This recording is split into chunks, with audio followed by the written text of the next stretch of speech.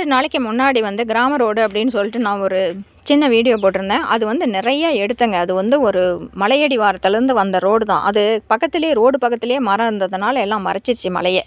அவ்வளோ அற்புதமான ஒரு சொர்க்க பூமிக்கு நான் போயிருந்தேன். அது ரொம்ப நாளாக நான் என்னோடய சின்ன வயசுலேருந்தே நான் போகணும்னு நான் சொல்லி ஆசைப்பட்ட ஒரு இடம் அது. அங்கே தான் போயிட்டு வந்தேன். இப்போ தான் அதுக்கு சந்தர்ப்பம் கிடச்சது. எங்கள் தாத்தாவை கூட்டிகிட்டு போக சொல்லி பயங்கர அட்டகாசம் பண்ணுவேன். அவர் கூட்டிகிட்டு போகிறேன்ட்டு கடைசி வரைக்கும் கூட்டிகிட்டே போகல. எங்கள் அப்பா கூட்டிகிட்டு போகிறேன்னு சொல்லிட்டு அவரும் கூட்டிகிட்டு போகல. இப்போ போகக்கூடிய சந்தர்ப்பம் இயற்கையாக அமைஞ்சது. அதனால் விடுவணும் அப்படின்னு சொல்லிட்டு போயிட்டு வந்துட்டேன். அது எந்த பூமி அப்படின்னு சொல்லி கேட்டிங்கன்னா, அது ஒரு சொர்க்க பூமி. எங்கள் தாத்தாவோட ஃப்ரெண்டு, அது எங்களுக்கு வந்து ரொம்ப தூரத்து சொந்தம். அவங்க வந்து சின்ன ஜமீன் அப்படின்னு சொல்லுவாங்க. அந்த சின்ன ஜமீனுடைய தாத்தா பெரிய ஜமீன், அப்படி அவங்க பெரிய ஜமீன் அப்படின்னு சொல்லுவாங்க. அவங்களுடைய ஜமீனுடைய அப்பா வந்து சீக்கிரமாக செத்துடுறதுனால அவர் இப்போ தாத்தா பெரிய ஜமீனாகவும் பேரன் சின்ன ஜமீனாகவும் இருந்தாங்க. அந்த தாத்தா காலத்தில் பிரிட்டிஷ்காரங்காலம் அது. எங்கள் தாத்தாவுக்கே தாத்தான்னு வச்சுக்கோங்களேன். அப்போ பிரிட்டிஷ்காரங்காலத்தில் வந்து இந்த ஜமீனுக்கு வந்து 2500 ஏக்கர் நிலம் இருந்திருக்குது. 2500 ஏக்கர் நிலம் ஒரு குடும்பம் வச்சிருக்கக்கூடாது அப்படின்னு சொல்லிட்டு பிரிட்டிஷ்காரங்காலத்தில் சட்டம் வந்திருக்குது. அப்போ வந்து அந்த ஜமீன்தாருடைய பாதுகாப்பில் ஒரு ஏழை ஐயர் குடும்பம் வந்து பெருமா கோயிலுக்கு பூஜை பண்ணிவிட்டு அவருடைய பாதுகாப்பில் அவர் சொன்ன இடத்துல வாழ்ந்துட்டு இருந்திருக்கிறாங்க. ஐயருங்களுக்கு வந்து இந்த நில சம்மந்தப்பட்ட சட்டம் மட்டும் இல்லை, நம்ம மகாத்மாவே ஐயர் தான். அவருக்கு வந்து இந்த சட்ட நுணுக்கங்கள் எல்லாம் அவங்களுக்கு இயற்கையாகவே நல்லா தெரியும். எங்கள் ஊரில் மட்டும் ஐயருங்க இல்லாமல் இந்த நிலம் அளக்கிறதோ பாகம் பிரிக்கிறதோ எதுவுமே பண்ண மாட்டாங்க. ஐயருங்களை வச்சே தான் பண்ணுவாங்க. ஏன்னா எந்த பிரச்சனையும் வராதுன்னா அவங்க கிளியர் ஸ்டேட்மெண்ட் பண்ணிவிடுவாங்க. இதில் இந்த பிரச்சனை இருக்குது, இதில் இவங்கள பார்த்து இவங்க கையெழுத்து வாங்கணும் அப்படிங்கிறதெல்லாம் அவங்களுக்கு கரெக்டாக தெரியும். எங்கள் அம்மா வீட்டிலையும் அப்படி தான் பண்ணுவாங்க, இங்கேயும் அப்படி தான் பண்ணுவாங்க. எங்கள் ஊர்லேயே எல்லாருமே மேக்ஸிமம் அப்படி தான் பண்ணுவாங்க. ரொம்ப ஐயருங்களுக்கு மதிப்பு கொடுப்பாங்க. எங்கள் தாத்தா கூட சொல்லுவார், பிராமண சாபம் வாங்கவே கூடாது, அவங்கள எந்த காரணத்தை கொண்டும் அவங்க மனசு நோக்கிற மாதிரி நடந்துக்கூடாதுன்னு சொல்லிட்டு இங்கே எங்கள் ஊரில் மட்டும் இல்லை எல்லா ஜாதிக்காரங்களுமே மேக்ஸிமம் ஐயருங்கன்னு அப்படின்னாவே கொஞ்சம் ரைட் விடு அப்படிங்கிற மாதிரி மதிப்பு கொடுத்து தான் நடந்துக்குவாங்க. எங்களது வந்து பெருமா கோயிலில் வந்து நிறையா வந்து நாங்கள் கட்டளைதாரர் அப்படிங்கிற மாதிரி நிறையா வந்து அது என்ன சொல்கிறதுன்னு தெரியல. அந்த மாதிரி கும்பகலசம் தூக்கி வைக்கிறது, தேர் ஜோடிக்கிறது, சாமி நகைகளை வந்து போடுறதுக்கு வந்து பெட்டியிலேருந்து எடுத்து சரி பார்த்து கொடுக்கணும். திருப்பியும் ஐயருங்க கழட்டி கொடுத்த உடனே அதை வாங்கி சரி பார்த்து பெட்டியில் அடிக்க அறநிலையத்துறையிட்ட ஒப்படைக்கணும். இந்த மாதிரி நிறையா கைங்கரியங்கள்லாம் இருக்குது. அதெல்லாம் கூட அதில் ஏதாவது ஒரு சின்ன பிரச்சனை வந்தால் கூட இவங்களுக்குள்ளேயே அடிச்சுக்குவாங்க. ஆனால் ஐயருங்கன்னு சொல்லிட்டு வரும்போது நாங்கள் கொடுத்த நகையை காணோன்னு அவங்ககிட்ட சண்டை போட மாட்டாங்க. ஏன்னா அவங்க எடுக்க மாட்டாங்க அப்படிங்கிற ஒரு நம்பிக்கையா அல்லது என்னான்னு தெரில. எங்கள் தாத்தா கூட சொல்லுவார், ஐயருங்களை மட்டும் பகச்சிக்கவே கூடாது, அவங்க சாபம் சும்மா விடாது அப்படின்னு சொல்லுவார். அந்த மாதிரி இருக்க இந்த ஒரு ஐயர் வந்து அவர் வந்து சொல்லியிருக்கிறாரு, பிரிட்டிஷ்காரன் போட்ட சட்டத்தில் 2500 ஏக்கர் வந்து ஒருத்தர் பேர்லேயே இருந்தால் மட்டும்தான் அந்த சட்டம் செல்லும். அது வந்து உங்கள் குடும்பத்தில் இருக்கிற பல பேரில் மாற்றிட்டீங்க அப்படின்னா செல்லாது அப்படின்னு சொல்லியிருக்கிறாரு.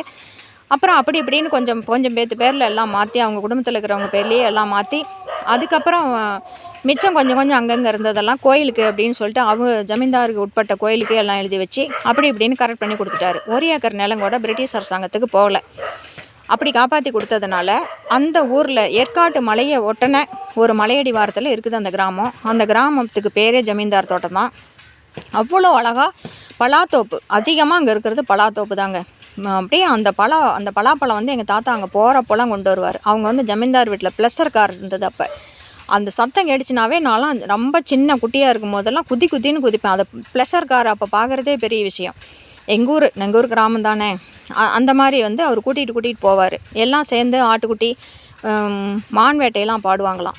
மான் சுட்டு முயல் சுட்டு அங்கெல்லாம் முயல் மான்லாம் ரொம்ப அவங்க தோட்டத்துலேயே பார்த்திங்கன்னா ஒரு முயல் அடித்தா 10 கிலோவுக்கு மேலே வருமா.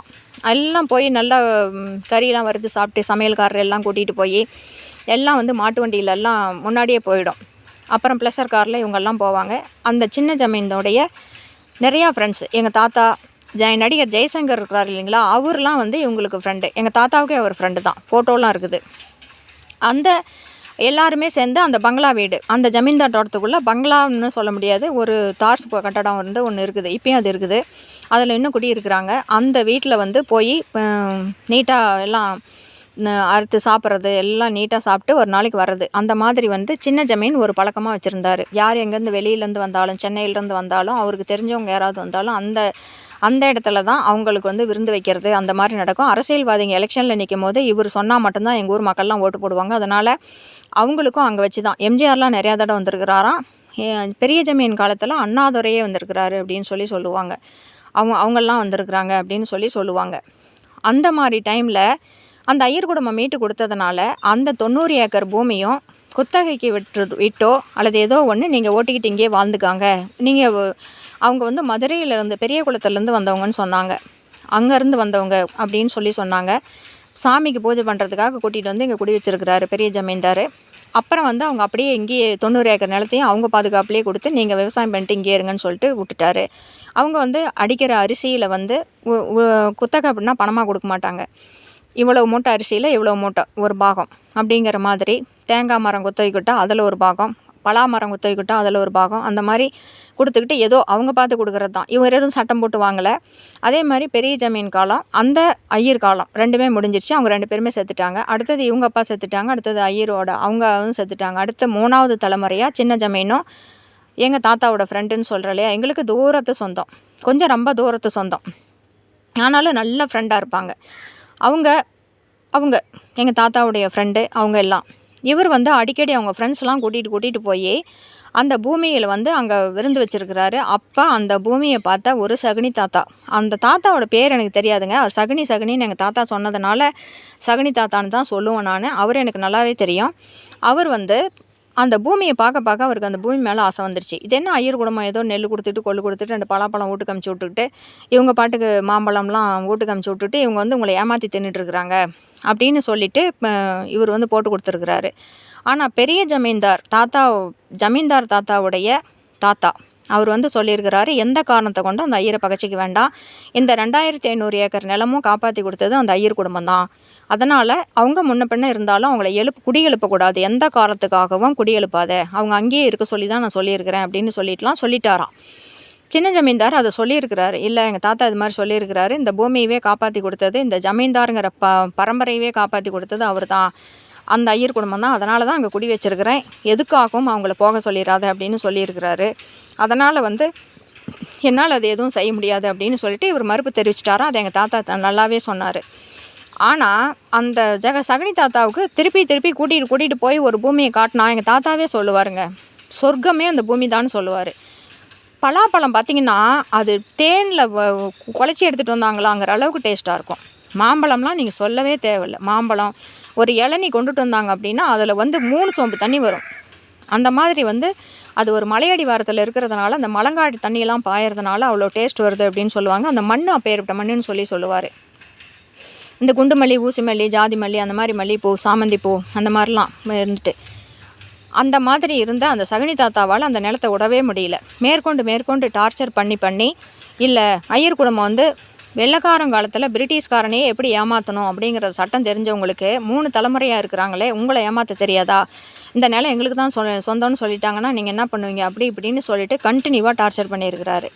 எழுப்பி விட்ரும் என்ன அப்படின்னு சொல்லிட்டு, அற்புதமான பூமி, அந்த பூமி இந்த பூமி, நான் வேணா இவ்வளோ குத்தகை கொடுக்குறேன், எங்கள் மச்சனை கொண்டு போய் குடியமர்த்துறேன் அப்படி இப்படின்னு சொல்லிட்டு இவர் சொல்லியிருக்கிறாரு.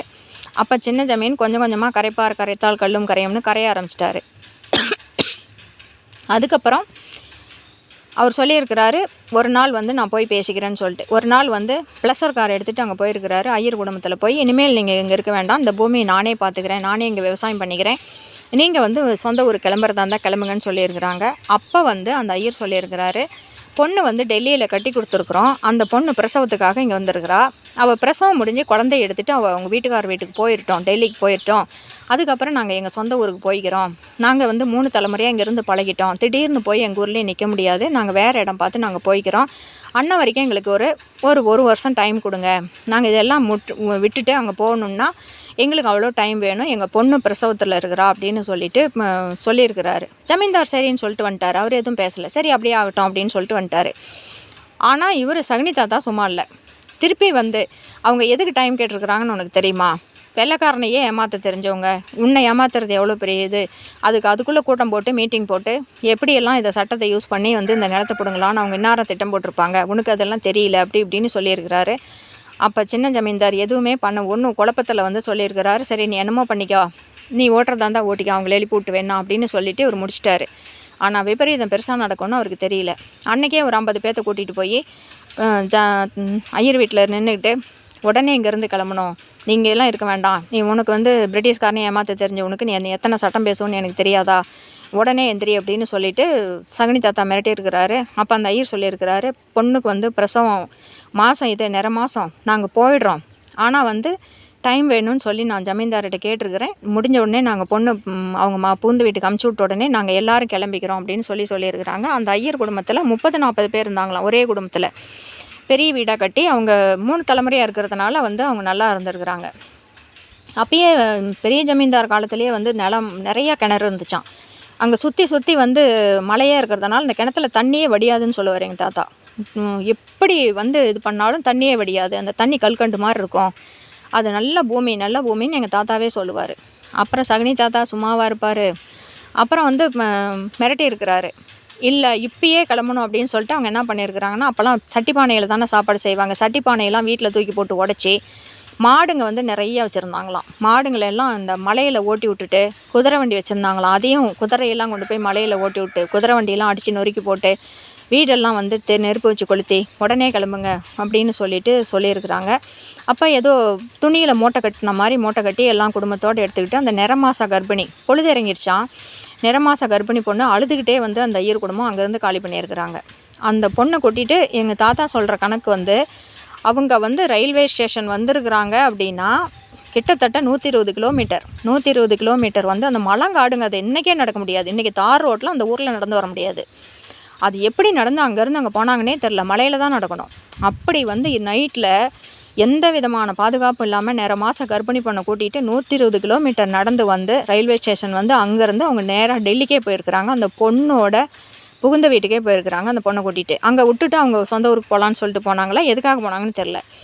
அந்த பொண்ணோட மாமனார் வந்து டெல்லியில் இருந்த சுப்ரீம் கோர்ட்டில் வேலை பார்க்குற ஒரு ஐயருக்கு குமாஸ்தாவாக வேலை பார்த்துட்டு இருந்திருக்கிறாரு. அவருக்கு விஷயம் தெரிஞ்ச உடனே இதனுடைய இதெல்லாம் கேட்டுட்டு அவர் வந்து இது சம்மந்தப்பட்ட ஏதாவது அப்போ வந்து பண ஓலையில் தான் பத்திரம் எழுதுவாங்களாம், கண்டிப்பாக இருக்கும் அப்படின்னு சொன்னப்போ இவங்க துணியில் போட்டு மூட்டை கட்டி இருந்ததில் ஏதோ எடுத்துகிட்டும் போயிருக்கிறாங்க. அந்த பண ஓலையில் என்ன எழுதப்பட்டிருக்குது அப்படின்னா, ஜமீன்தாருடைய தாத்தா பெரிய ஜமீன்தார் வந்து இவர் இவ்வளோ 2500 ஏக்கர் நிலத்தை இவர் மீட்டு கொடுத்ததுனால அந்த நன்றி கடனாக அந்த நிலத்தை வந்து குத்தகைக்கு விடலை, தான செட்டில்மெண்ட்டாக எழுதி ஐயரோடைய தாத்தாவுக்கே கொடுத்துட்டாரு. அது வந்து முழுக்க ஐயருடைய அதிகாரத்திலே கொடுத்துட்டாரு. தான செட்டில்மெண்ட் எழுதி இது நீயே வச்சுக்கோ அப்படின்னு சொல்லிட்டு கொடுத்துருக்குறாரு. அதை கிளியராக பேரங்கிட்ட சொல்லலை, நான் தான செட்டில்மெண்ட் எழுதி கொடுத்துட்டேன், அந்த நிலம் ஐயருக்கே சொந்தம்னு சொல்ல, நீ என்றைக்குமே அவங்கள போக சொல்ல வேண்டான்னு மட்டும்தான் சொன்னாராமா தவிர நான் எழுதி கொடுத்துட்டேன்னு சொல்லலையாம். தேவையில்லைன்னு நினச்சா அது சரியாக தெரியல. ஆனால் அவர் வந்து ஜமீன்தார் தாத்தா சொல்லியிருக்கிறாரு, அப்படி சொல்லவே இல்லை, நான் எழுதி கொடுத்துட்டேன்னு சொல்லியிருந்தா நான் எந்த ஆக்ஷனும் எடுக்காமல் இருந்திருப்பேன்னு அதுக்கப்புறம் நிறையா தடவை சொல்லியிருக்கிறாரு. ஆனால் வந்து போக சொல்ல வேண்டாம், எந்த காலகட்டத்துலேயும் அவங்கள இடத்த விட்டு காலி பண்ணணுன்னு சொல்லிட வேண்டாம் அப்படின்னு சொல்லிட்டு சொன்னாராம். ஆனால் இது இவ்வளவு தப்பு நடந்துருச்சு. அவர் வந்து சுப்ரீம் கோர்ட்டில் உடனே கேஸ் ஃபைல் பண்ணி 6 மாதத்தில் கேஸ் தீர்ப்பாகி அந்த 90 ஏக்கர் நிலமும் ஐயர் குடும்பத்துக்கே சொந்தம், ஜமீன்தார் குடும்பம் எதுலேயும் தலையிடக்கூடாது அப்படின்னு சொல்லிட்டு தீர்ப்பாயிடுச்சு. இந்த மாதிரி சின்ன குழந்தைங்க பெரிய மனுஷருங்க நிறமாச கர்ப்பிணி எல்லாத்தையும் கூட்டிகிட்டு 120 கிலோமீட்டர் அந்த மலங்காட்டில் நடக்க வச்ச குற்றத்துக்காக இப்போ வந்து கம்மி பணம், அப்போ வந்து 250 ரூபாய் அவ்வளோ சுப்ரீம் கோர்ட்லேருந்து ஜமீன்தார் குடும்பம் வந்து அபராதமாக கட்டணும், அதை ஐயர் குடும்பத்துக்கு கொடுக்கணும் அப்படின்னு சொல்லிட்டு தீர்ப்பு சொல்லியிருக்கிறாங்க. நடக்க வச்சு துரத்தி அடித்ததுனால கொடுத்துடணும் அப்படின்னு சொல்லிட்டு தீர்ப்பு சொல்லியிருக்கிறாங்க. அது வந்து ஒன்றும் இவர் பெருசாக எடுத்துக்கல. அப்போ வந்து எங்கள் தாத்தாலாம் கூட நிறையா தடவை சொன்னாராம், இந்த தப்பு மட்டும் பண்ணியிருக்கவே கூடாது அப்படின்னு சொல்லிட்டு. ஏன்னா அவங்க வந்து ஐயர் குடும்பம் கர்ப்பிணி பண்ணை கூட்டிகிட்டு மலங்காட்டில் ஒரு வெளிச்சம் இல்லாமல் எந்த நேரமும் புளி தான் அங்கே அதிகமாக இருக்குமா. ஏன்னா நிறையா பேர்த்த புளி அடிச்சிடும் மான் அடிச்சிடும்லாம் சொல்லுவாங்க. அப்படி வந்து கூட்டிகிட்டு அவங்க போயிருக்கிறாங்கல்ல அப்படின்னு சொல்லிட்டு அப்புறம் ஐயர் குடும்பம் திரும்பி ரிட்டர்ன் வந்து அதுக்குள்ளே 6 மாதத்துக்குள்ளே இந்த சகுனி தாத்தா அவங்க குடும்பத்தெல்லாம் கொண்டு போய் அங்கே குடி வச்சு என்னென்னமோ இவர் என்னென்ன ஆட்டம் போடணுமோ அத்தனையும் இவர் ஆட்டம் போட்டிருக்கிறாரு. ஆனால் அத்தனையும் திருப்பி இவங்களை எல்லாத்தையும் எழுப்ப சொல்லி கவர்மெண்ட்டே சொல்லி அதுக்கப்புறம் இவங்க எல்லாம் வெளியில் வந்துட்டாங்க. அந்த இப்போ வந்து எப்படி இருக்குதுன்னா அந்த 90 ஏக்கரும் ஒரே ஒரு ஐயர் குடும்பத்துக்கு கீழே வந்திருக்குது. அது வந்து சுற்றி வந்து 2 ஆள் உயரம், அதாவது ஒரு 15 அடி இருக்குங்க. அந்த கல் நெட்டு கிட்ட கல் நெட்டு இந்த முள்ளு கம்பி கட்டியிருக்கிறாங்க. நான் கேட்டேன் எதுக்கு முள்ளு கம்பி கட்டியிருக்கிறாங்கன்னு சொல்லிட்டு.